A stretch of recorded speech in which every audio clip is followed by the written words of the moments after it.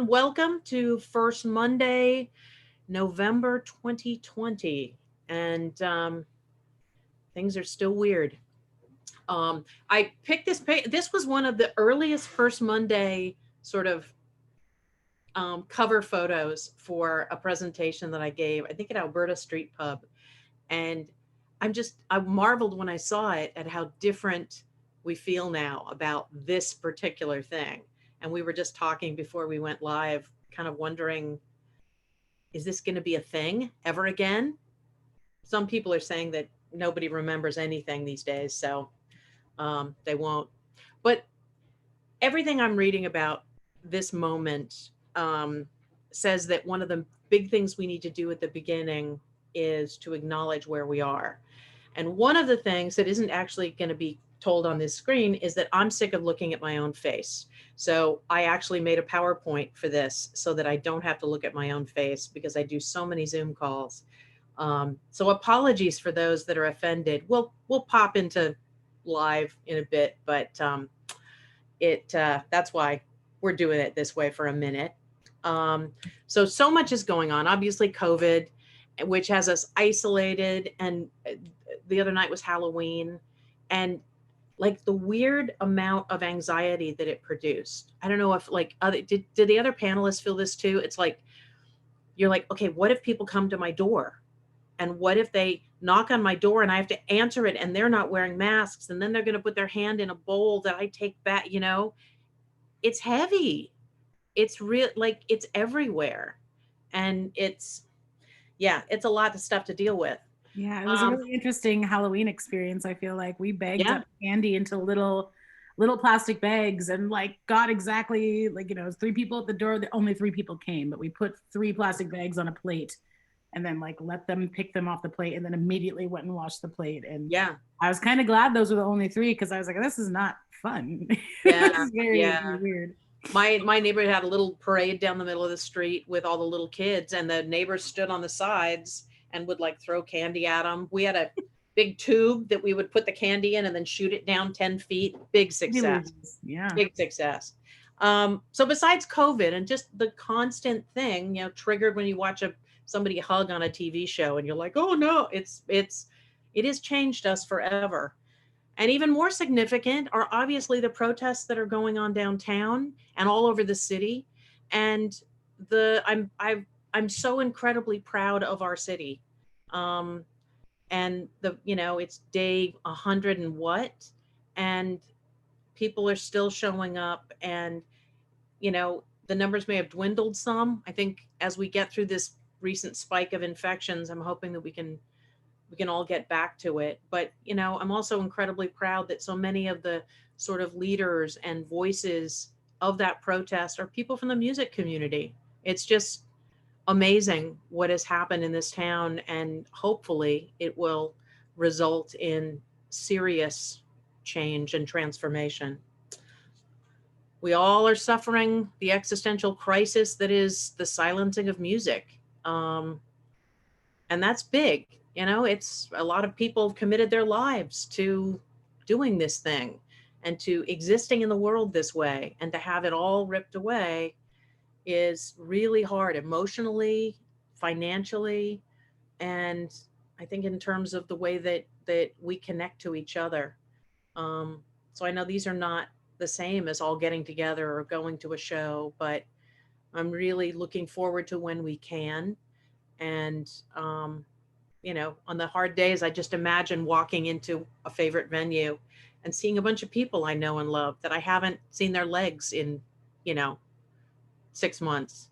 Um, yeah, it just like that moment feels like something good to cling to. So let's remember it. I also have been talking with a fair number of groups, people, a kid from PSU that was doing an article and different things. And they ask, like, what can we do?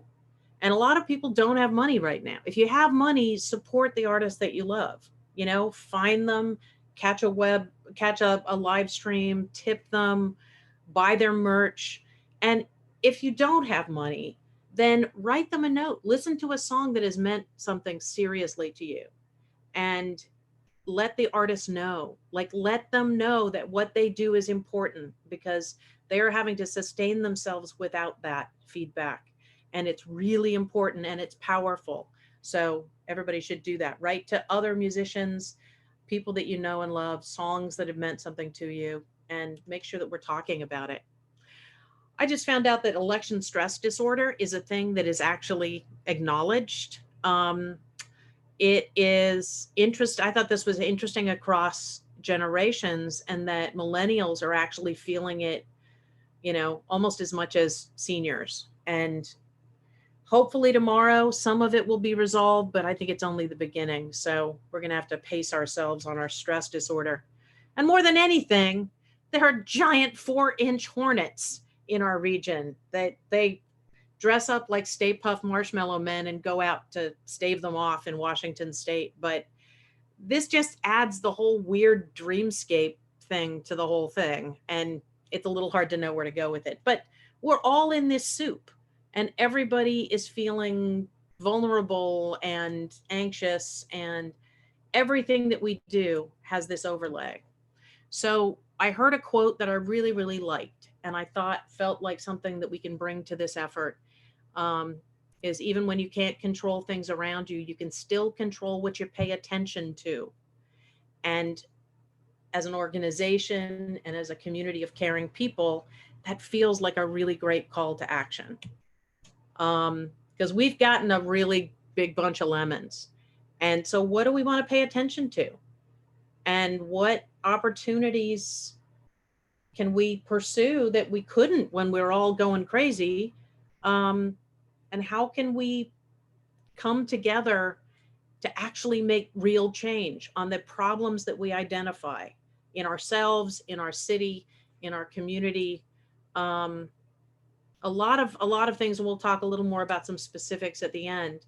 But first, I realize people come to First Mondays in this format, and they hear me yammering in my wall of books. Um, and I am not Music Portland. Music Portland is a whole bunch of people that have come together to to make change and to make this a great music city. So who do we mean when we say we? Obviously, internally, we've got a group of people. Um, all of us at present are unpaid. Um, we're hoping that that can change in the new year because it's been a long time. But Austin, many of you have met on these calls, is just a miracle worker, keeps me in check. Darcy Phoenix has been doing incredible work reaching out to people. If she has contacted you, talk to her. She's an artist herself, and she's working to update some of our profiles that are more than a year and a half old, so that we have a benchmark against for when the system shut down, so we can actually try and return to it. Tommy Hazarian was a genius at GearFest last year and is helping us to build our directory. And I'll be talking a little more about that later, but Tommy is incredible. Lindsay Tucker is our social media maven, and you will have noticed an uptick in some of the stuff that's going on, and we're very excited to have her. And then Carilla Dyer, who I've known for many years, is helping us kind of across the board look at our communication strategy and our onboarding, and all of these people combining work internally at Music Portland. And another group is our equity project, which is just recently launched. And we've got co-directors that are leading the show, and happily we have them with us. And I'm going to turn off my screen and let them introduce themselves. Wonderful. Well, thank you so much, Mara, for that introduction and mentioning the murder hornets, which I think are just terrifying, by the way. They're huge. My name is Sarah Clark. I am a vocalist and musician.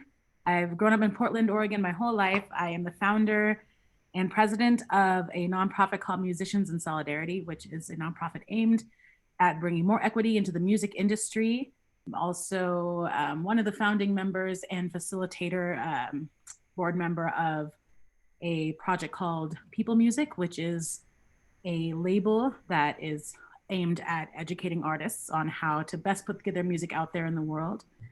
I'm very lucky to recently have been involved in these conversations with Music Portland as we take a look at what we can do to, really focus on the equity issue that Portland does face, which is kind of ever mounting and can be a little overwhelming at times. But I'm incredibly grateful to be here. I'm incredibly grateful to be partnering with David DJ OG1 on this, who is just, everybody knows how amazing you are and all the work that you've done. And I know that you had some words you wanted to say.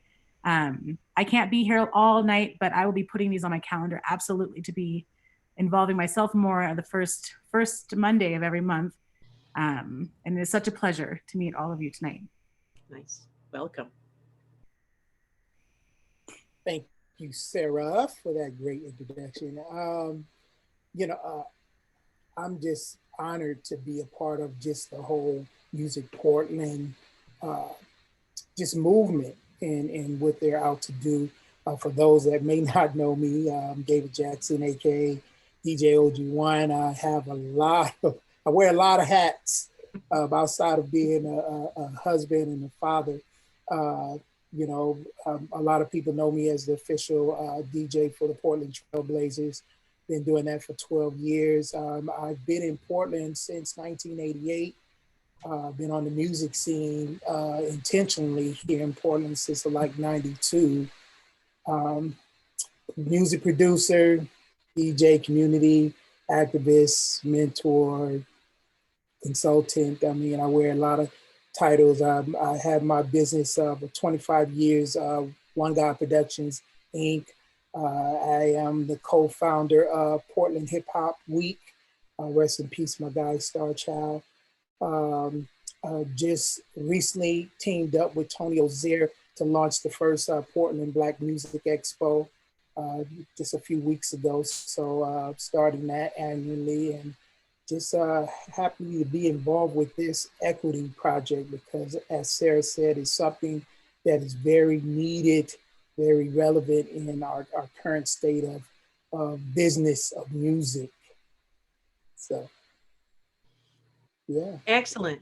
Well, this is honestly, I think it's great. And I think the moment of pause has allowed all of us, music is a really frenetic life. Normally it's the next gig and the next thing and, the next thing. Oh, wait a minute. Am I muted? No. Oh,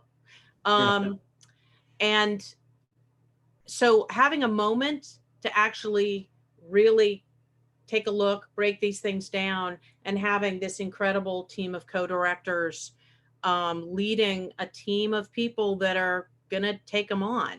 So if anybody is interested in participating in that, I'll go back to the screen. It's Sarah at musicportland.org and DJ OG1 at musicportland.org, specifically about this project.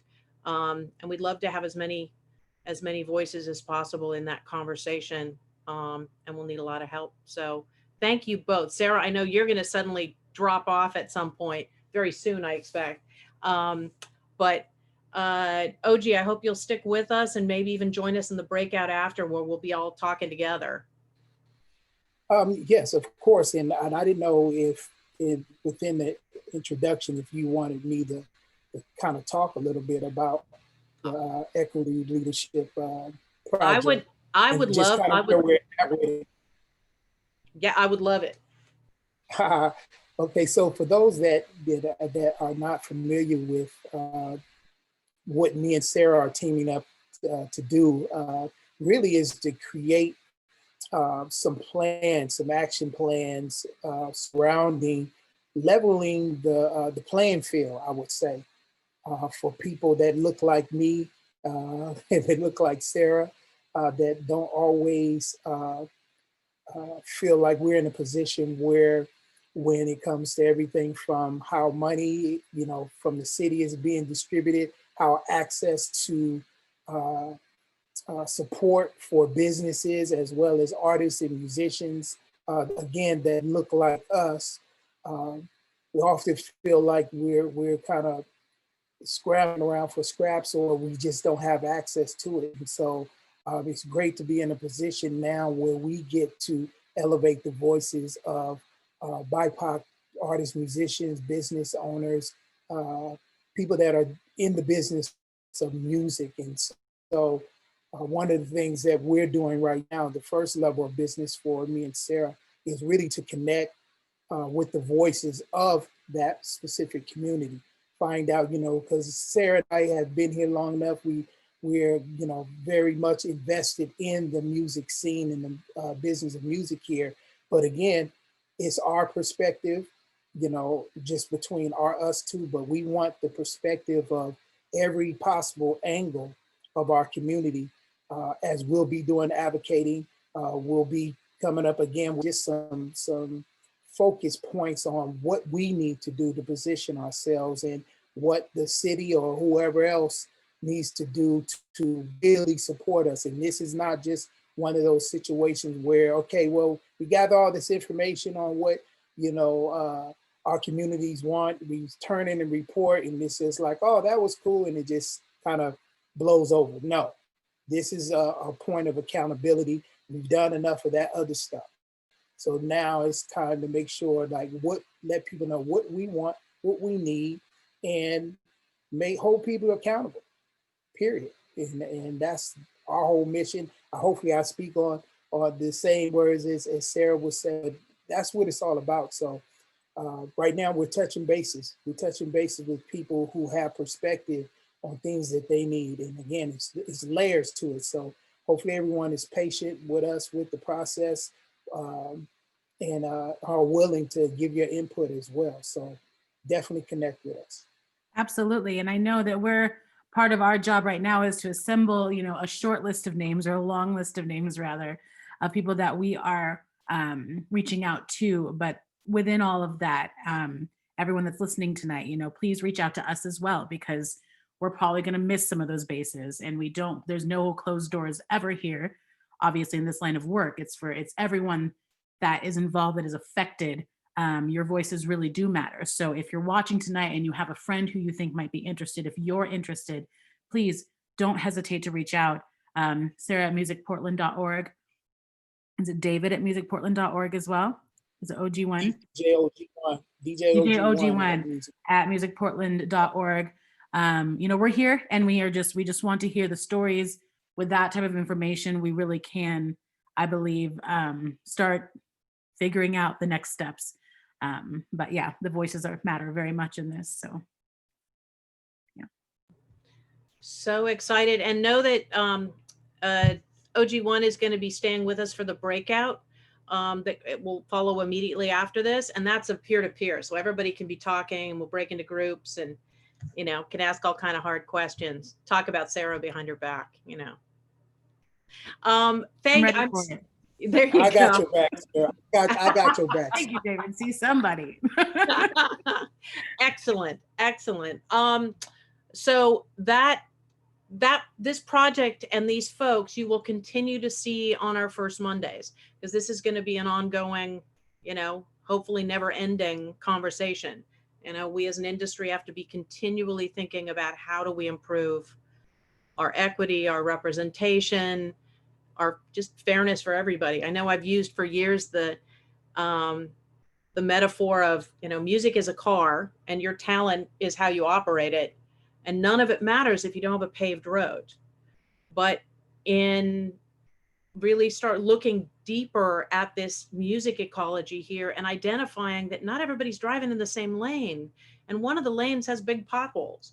So we need to focus on making sure that the potholes are filled, so that everybody's got an opportunity to be successful in this city, because we're better as a city. Our music ecology is going to go crazy good if we actually start representing the incredible amount and breadth and diversity of excellence that we have here. So I'm really excited about what's possible. And I know from many of the conversations that I've had with people in the industry, music businesses and other artists, people are ready for it. I mean, I think they're looking for the leadership that you guys are going to be bringing to this and going, great, what do we do? How do we do it? And that's incredibly hopeful for me. I'm really excited. because I'm tired of my face again, I'm gonna go back and do the tragic PowerPoint. It won't last long. The pain will be over quickly. Um, so continuing on with the story of who is Music Portland, we have an incredible board of directors, board of trustees. Our president, Lori Hughes, is tireless. You'll see her face come up in a bunch of different things because she is the one that always raises her hand. You'll see a couple of other repeating people because what we find is when people get involved, then they're like, yeah, I want to do that. I want to do more. It's kind of it's very satisfying to participate in this work. Um, Chris Young is the co-founder of Music Portland, and Bim Ditson has been out advocating for music forever. Tyler Stone is the fastest responder on any message I ever send, and she's always the one that says, what can I do? Larry Holt has been amazing. He's an artist himself and comes out of Austin and likes to drink from tiny cups. Eric Nordby at Marmoset has brought an incredible perspective to our conversations.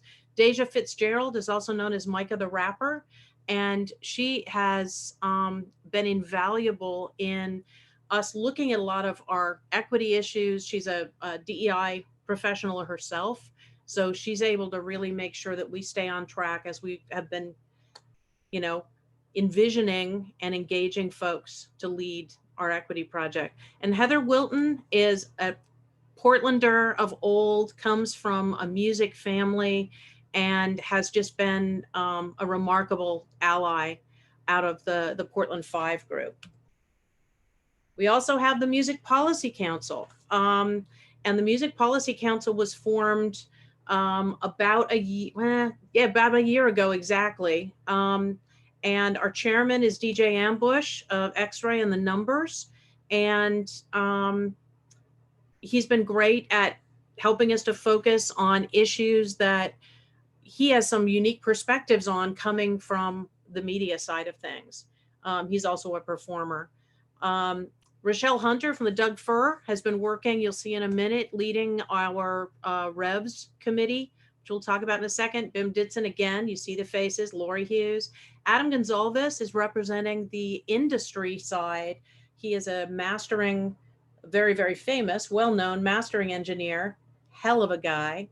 And then Chris Hubbard and Bruce Fife are both from AFM 99. One thing I will say, probably should have said before Sarah left, but Sarah mentioned she also works and leads other organizations. This town has lots of stuff to do. And the goal for organizations is to find the ways that we can work together on things, because we are all committed to the same results. This is not, we're super eager to be working more with the collective, with Musicians in Solidarity, with People Music, with the AFM. It's like gathering us all together and identifying how we divide tasks or work in coalition or just link arms and march forward. That's what we're hoping to do. We also have a new area of interest. Evan Hoffer is a Portland native, but he's been living in New York for a dozen years or so, and recently came back. And he has a particular interest in land use. And there are a lot of really interesting things happening there. I'm hoping that perhaps next month we'll be able to have Evan talk about some of those things. A lot of them are around protecting venues, agent of change policy and building codes, creating a venue trust within the city. There's some really, really cool things that also are engaging us with the development community to really value music and make sure that it remains a key part of our city planning. The Revs Committee is a huge group led by Lori Hughes and Rochelle Hunter and Vicky Infinito from Eugene. All of these venues and promoters are working together to try to make sure that any reopening protocols that are defined for the state when they say there's phase 3, or just for bars and restaurants that want to have music, there's a lack of clarity. So you might go in one place and somebody is, you know, playing a horn right near your table and it doesn't feel safe. It may not be safe.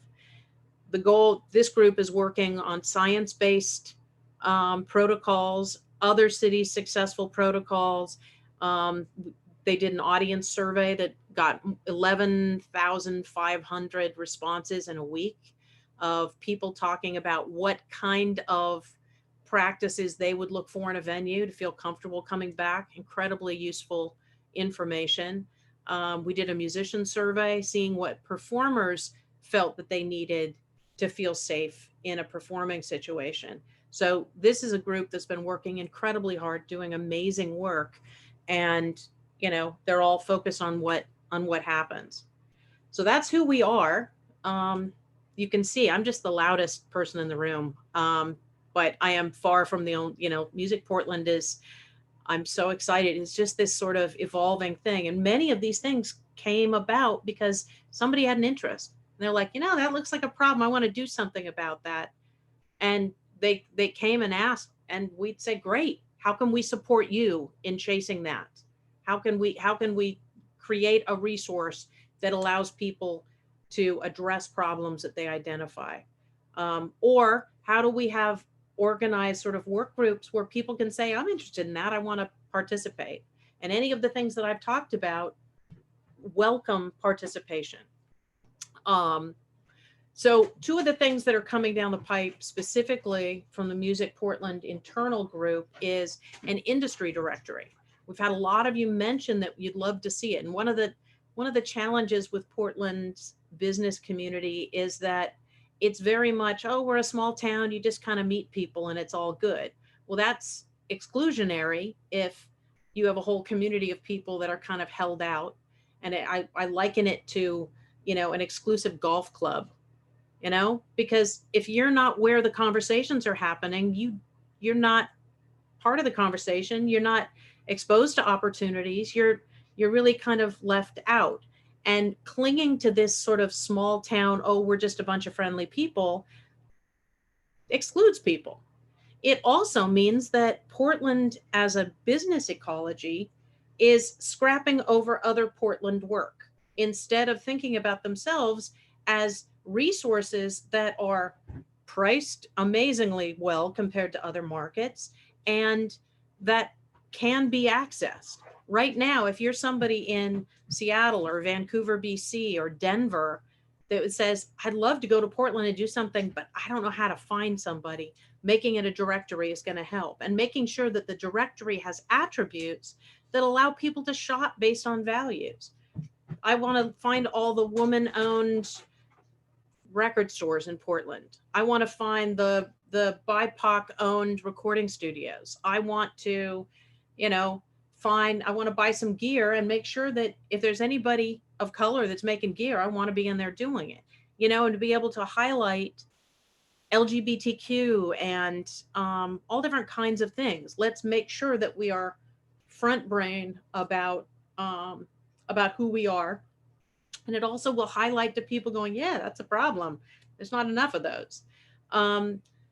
So we're going to be talking. I'll show the directory in the breakout session, and we would love to have different people from different sectors talk about what they would like. Say if you're a recording studio, what fields, what elements do you want to be able to add to your listing? And there's quite a bit of flexibility. So, and what other attributes would people want to be able to search on? The other thing that is huge news is that we are establishing a 501c3 foundation. This should be in place this month. And it is my experience in chasing down money for artists, for venues, for music businesses, for all these different groups through this whole COVID shutdown. The CARES money is one thing. And, IVC went in, and Jim Brunberg, who I hope he's still on, who is a hero for all of us. He's blushing. I can hear him. But he organized the dedicated venues and the venue owners in this incredible effort to get the largest state allocation to performance venues in the country, like bigger than any other state. And then Music Portland, with IVC's support, went in and lobbied the city. And to date, Portland is the largest per city allocation for performance venues, bigger than Austin, bigger than Nashville, bigger than Seattle, bigger than Atlanta, bigger than LA, bigger than New York. Our solidarity here is really paying off, and we want to make sure that we build on that. But during COVID, we've had to pivot a bunch of our activities away from economic development and more towards support, and more towards things like equity and things like, identifying what the gaps and impediments are to promotion and even ownership, particularly for the marginalized communities. So that what we want to do is to start to channel money in talking with the Oregon Community Fund, the Oregon Cultural Trust, with Business Oregon, with all the different funding arms, with the Collins Foundation, Murdoch Foundation. I would explain what we do, and they'd say, "Oh my God, that's perfect." And then I would say, "We're a C6," and they say, "We can't fund you." Much of what we do is C3 compliant. So that we've said, okay, that's it. We're going to get a C3 so we can start to bring in money and create grants for creators, for music makers, for small businesses. And we would love to have anybody that's interested in participating in that side of what we do to please be in touch. info@musicportland.org. Just let us know that you'd like to know more, or you're interested in helping out. So I would challenge people for the breakout session. I'd love to see people, when we break into groups, like, how do we envision a better music scene? How do we use this moment to identify systemic challenges that we can't address when we're all going at full speed, but that maybe in this pause we can? How do we build more solidarity between us, not just to help us navigate in this moment, but how do we use solidarity to actually create new and better ways of being a music city as we build out forward? And how do we as a music community think collectively to support those in even greater need than we are? It's getting cold out there. And are there things that we would like to do collectively that can help? There are elders that are desperate and shut in, and it was already an isolated way to be. Is there something we can do there? I would love to have people brainstorm on how we can give. It's one of the ways that NAMI in our mental health session said, the best way to get out of your own anxiety about this moment is to help somebody else. How can we do that? We're a pretty powerful sector. So Music Portland is all of us. It is every single person listening. And we need all of your ideas. We need your voices. We need your participation. We deserve an amazing music city that is fair for everybody. And we can do that if we all come together and everybody brings to it what they have to offer.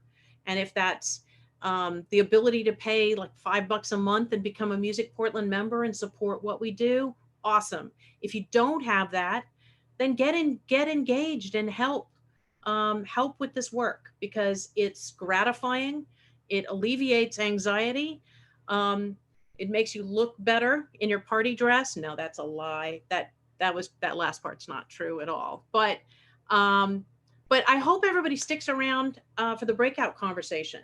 It's bit.ly/first-Monday-November-BO. Just an unfortunate shorthand, but that's what it is. If you can't join us for the breakout session, drop us a line, info@musicportland.org. And, we can get you involved with any of the things that we're talking about or answer any questions. But yeah, I'm excited to get into the conversation bit. And look, it was a shorter time than normal, so we're going to be heading in early. First-Monday-November-BO as a bit.ly link. So get in there. If you have trouble getting in, drop a note to info@musicportland.org. but I hope to see everybody on the other side and hear what all you guys have to say.